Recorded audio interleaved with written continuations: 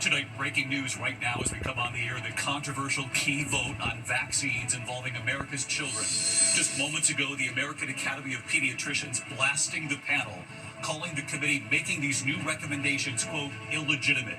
Health Secretary Robert F. Kennedy's newly formed hand-picked advisory committee, which includes vaccine skeptics, and what they decided so far. Also tonight, the fierce reaction, Disney ABC suspending late-night host Jimmy Kimmel, quote, indefinitely.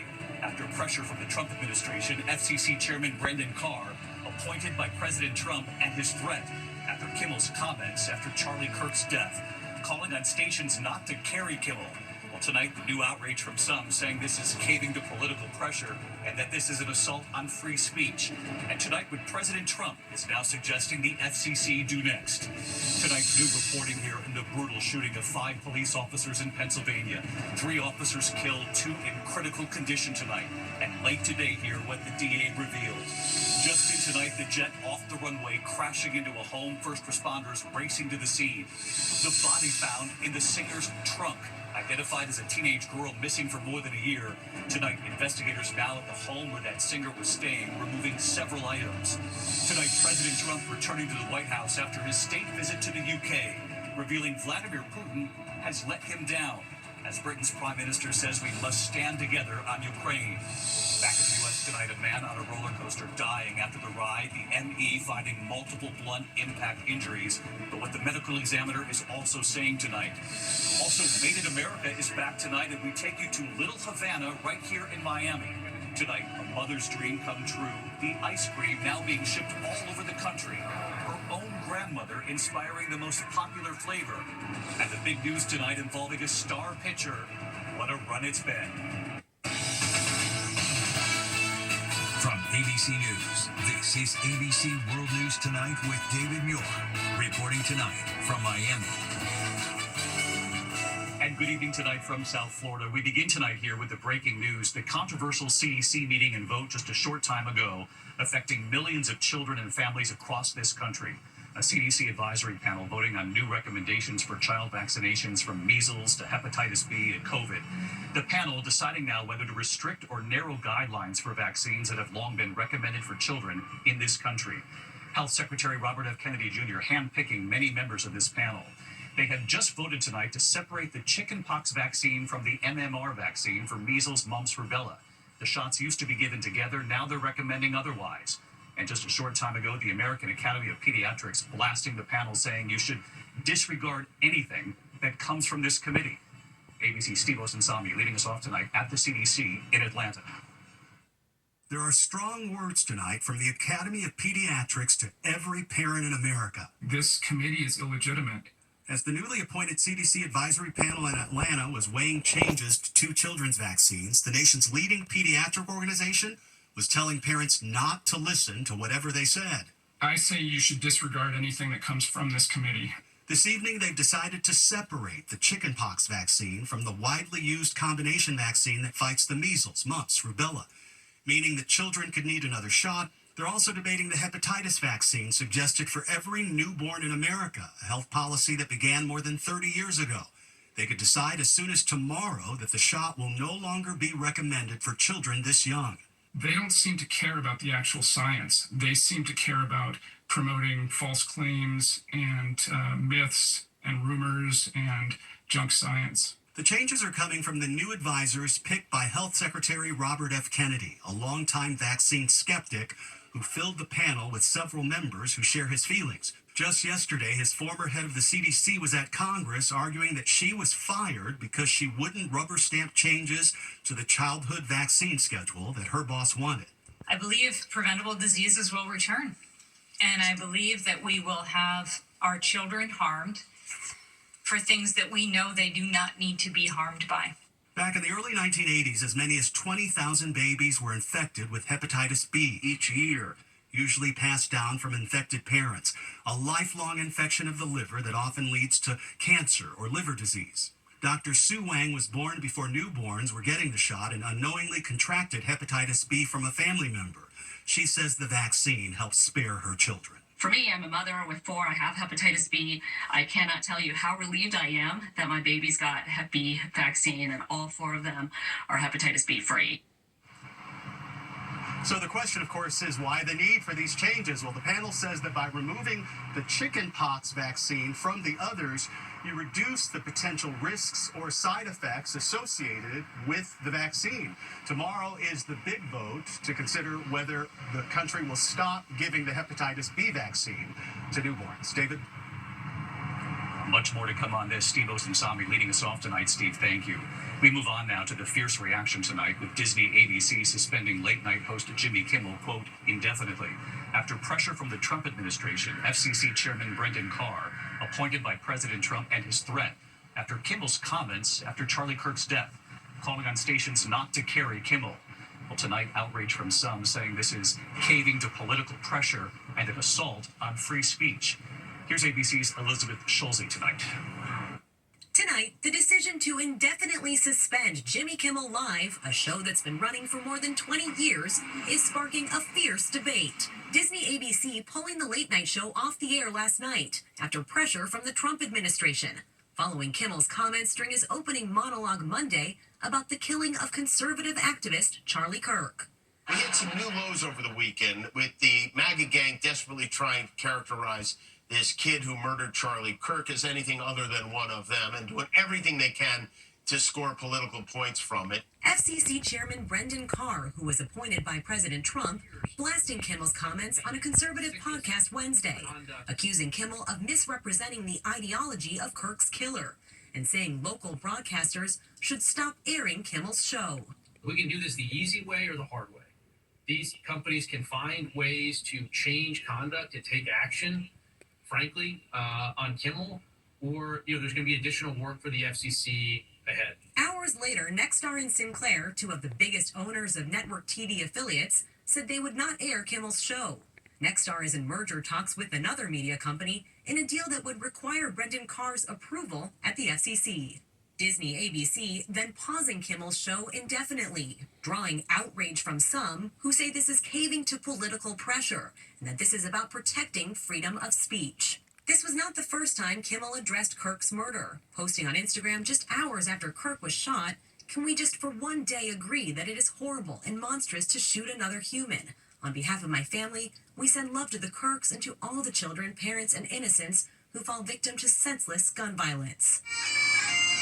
Tonight, President Trump, on his return from the state visit in the UK, now suggesting the FCC should take licenses away from broadcasters that are repeatedly critical of him. They give me only bad publicity or press. I mean, they're getting a license. I would think maybe their license should be taken away. It will be up to Brendan Carr. A move that would be at odds with an executive order the president signed on day one in office, pledging to protect free speech. And I've stopped all government censorship and brought back free speech in America. It's back. Kimmel's suspension comes just months after CBS announced it was canceling the Stephen Colbert Show, CBS saying it was purely a financial decision. But Colbert, like Kimmel, was a vocal critic of President Trump. And overnight, the president suggesting NBC go after its late-night hosts Jimmy Fallon and Seth Meyers, posting, "Do it, NBC."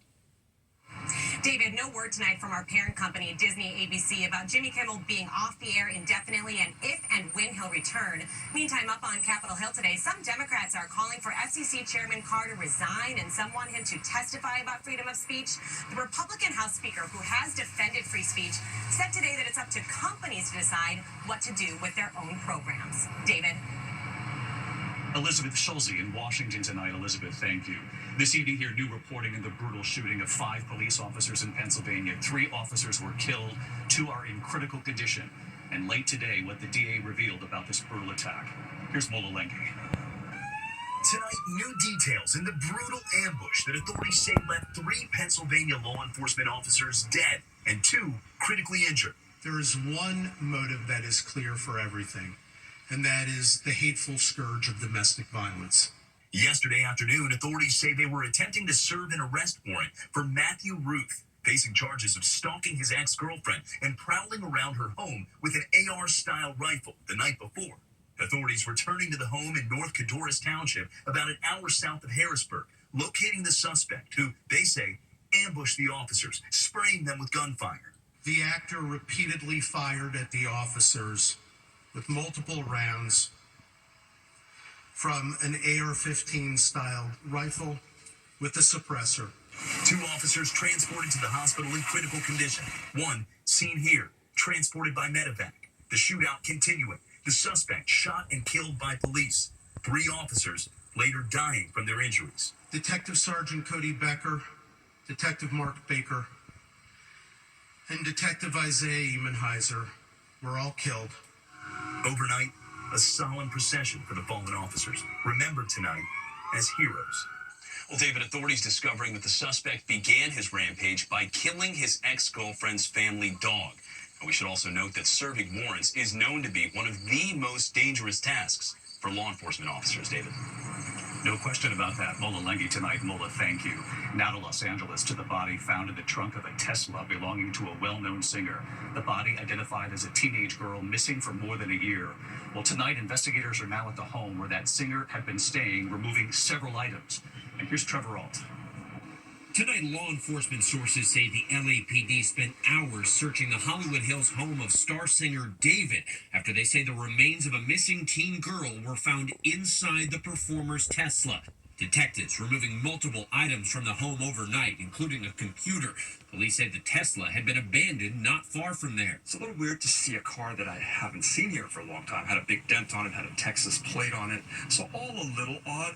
On Wednesday, the LA medical examiner announced the remains in the Tesla's front trunk belonged to Celeste Rivas. This image confirmed as her by police. She went missing from this Southern California neighborhood more than a year ago when she was just 13. The medical examiner is now trying to determine her cause and time of death, saying Rivas had a tattoo on her right index finger reading "shh." And while that tattoo is not uncommon, photos appear to show David with a similar tattoo on his finger. The singer's not been charged with any crime and has not made any comments so far. Tonight, David's scheduled performance at the Grammy Museum next week has been removed from the site. It comes hours after a Seattle concert was also abruptly canceled. And law enforcement sources say much of this case hinges on the medical examiner determining a cause of death. But given the state of the body, that is proving to be quite difficult. David.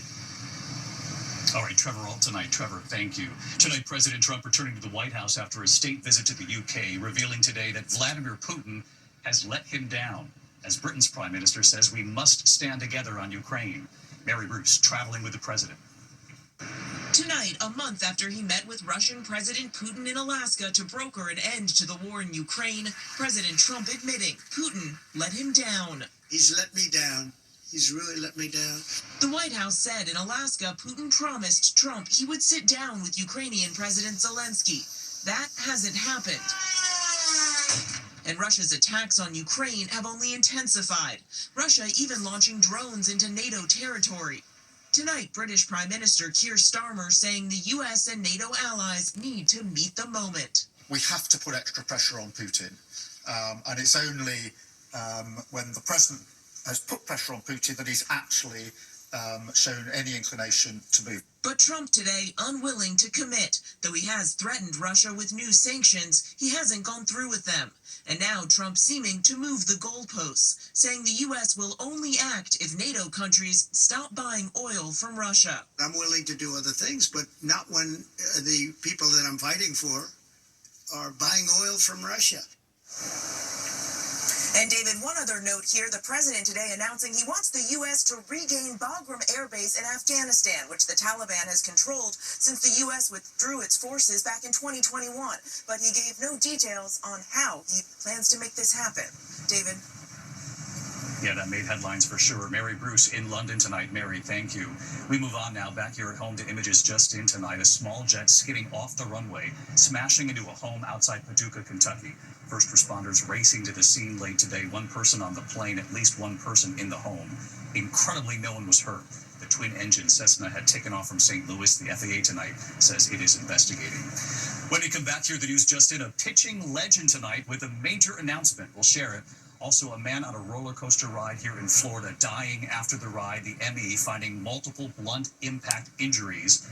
And what the ME is also saying about this tonight. And Made in America is back tonight. We take you right here to Little Havana in Miami. Tonight, a mother's ice cream dream come true. That ice cream now being sent all over the country. And we'll have a bit of a taste test coming up here. Don't go away.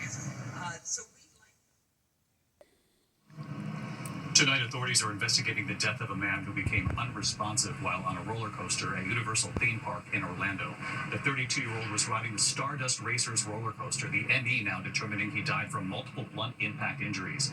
They say it was accidental. The ride now closed. Park officials say they are cooperating. When we come back tonight, the big news involving a star pitcher just in and Made in America tonight. It could be your dessert this evening. To the index tonight, the end of an era for the Los Angeles Dodgers. Longtime pitching ace Clayton Kershaw will retire at the end of the season after 18 seasons with the team. A three-time Cy Young Award winner, MVP, and more than 3,000 career strikeouts with the Dodgers. A lock for the Hall of Fame. When we come back tonight, our Made in America is back. And tonight, the ice cream Made in America now being sent all over this country. So we went to find it here. Robert Redford, from Hollywood to Sundance, Oscar winner, movie star, difference maker, family man. Now the television special event, Robert Redford, the life and legacy of an American icon, tonight on ABC. Funny tonight here, we are here in South Florida to celebrate a new partnership, the new ABC Miami Channel 18. We're teaming up with WSBN. And you know us, we don't come to town without hunting for something made in America. And this one tonight is really sweet. The ice cream Made in America. Tonight, our Made in America takes us right to the Little Havana neighborhood here in Miami, full of culture, of history, and full of famous ice cream made in America. Homemade Cuban ice cream? Let's look for Susie. The Azucar ice cream shop, Azucar, Spanish for sugar. The owner, Susie Battle. I saw that we're hiring right on the front door. We're always hiring. They're hiring, already employing more than 24 workers across 2 ice cream shops and a small factory 15 minutes away. They now ship their ice cream across the country, and they're opening a 3rd shop next year. It all began 14 years ago when Susie was laid off, so she turned to a family dream. You lost your job. Yes. And you're trying to raise your kids. Yes. And you thought, what am I going to do? Susie's children asked, why not make ice cream? Susie's own mother and her grandparents had instilled a love for homemade ice cream for generations. You do this with your grandparents and your parents in mind. Yes, and this is all inspired by them. It's all of the flavors are inspired by them. Wow, here we go. Their most popular flavor, Abuela Maria. This is Abuela Maria. This is guava, cream cheese, and Maria crackers, and it is a trademarked ice cream. Abuela Maria. Yes. In honor of your abuela, Isabel. Yes, in honor of my abuela. Wow. The Café con Leche. Café con Leche. Café con Leche. And this one, inspired by a Cuban singer. She calls it the Willie Chirino. His name's Willie Chirino. So we made Willie Chirino. It's bourbon with 2 different types of cherries. Wow. Amazing. She tells me neighbors here at Little Havana have been helping with the recipes for years. She started with a dozen, now 160 recipes. This recipe came with a lot of help from people right here in the neighborhood. A lot of community. Weighing in, all right. Yes. Monte Carlo. It's delicious. Not far from here, the factory. Eddie measuring the ice cream mix, the milk from Florida dairy farms, along with cream, lemon, and a few secret ingredients. Local fruit. Stirring it up and pouring it into the ice cream maker. 7 minutes later, it's ready. Silvio making mint chip, layering in the chocolate so there's a chip in every bite. While back at the shop, the customers lining up. Their smiles say it all. New hires Joshua and Perla scooping the ice cream, Janesi hand making every waffle cone. And it turns out the operations manager, Pat De La Rosa, has been Susie's best friend since elementary school. You're the best friend from school? I am. From childhood? Since we're 10 years old. 10 years old. Something must be working with this friendship. Susie's son Tommy worked here growing up and is still here. Your mom said some kids were going to parties, my kids came and scooped ice cream. Oh yeah, I mean it was worth it when you get paid in 3 scoops of ice cream. Tommy picking up the local fruit. He's in charge of the social media, getting the word out about Mom's company. Made in America, grown in America. Eaten in America. I love that. I love that. Made in America! We love those 3 words. And if you can't make it to Little Havana here in South Florida, you can go to Susie's website, azucaricecream.com, to order the ice cream right there. By the way, tonight, the 2020 special on Robert Redford at 10 p.m. Eastern on ABC, tomorrow on Disney Plus and Hulu.